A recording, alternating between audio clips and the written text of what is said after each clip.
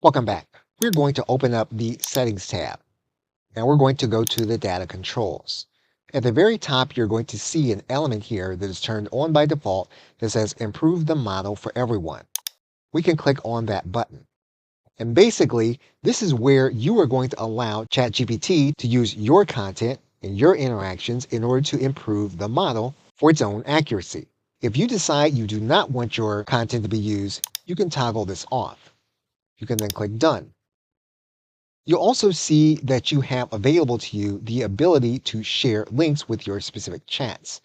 And you'll be able to keep track of those links here in this area. You'll notice here that there are no shared links. But as you share them, you can manage them, delete them, and disable them here in this area. If you want to export the data of all of your interactions with ChatGPT, you can export it here in this area by clicking Export.